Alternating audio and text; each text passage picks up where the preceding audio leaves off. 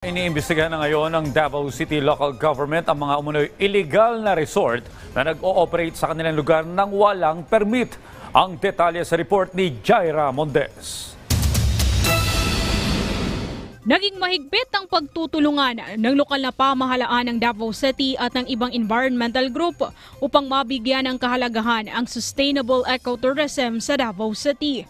Ito ay matapos matanggap ang mga report patungkol sa mga resort na iligal na nag-ooperate dahil wala umanong business permit.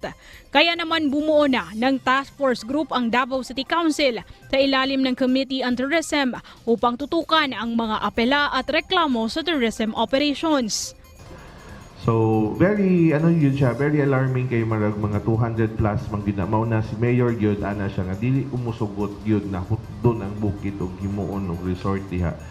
Okay, wala man na sila sugua gud diha nga mutukod sila ato gina-negotiate kung negotiable pa ba gyud siya nga ipa-continue o dili.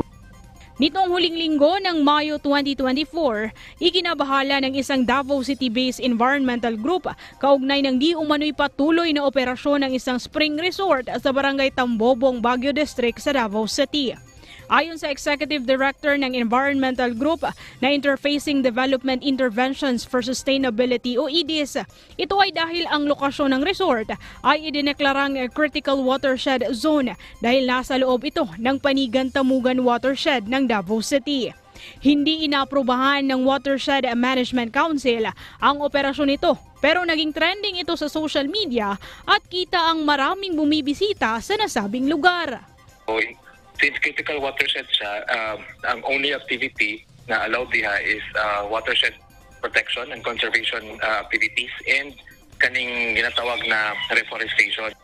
Nanawagan naman ang IDIS sa publiko na huwag nang pumunta sa resort dahil posibleng maapektuhan ang pinagkukunan ng inuming tubig sa Davao City.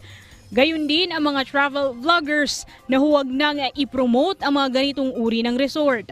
Plano ngayon ng IDIS na ideklara ang resort at ang lugar dito ng Expanded National Integrated Protected Area System o NIPAS alinsunod sa Republic Act No. 11038 na naglilimita ng recreational activities at para mas mapreserba ang ancestral domain ng indigenous communities. Mula rito sa PTV Davao, Jaira Mondes para sa Pambansang TV sa Bagong Pilipinas.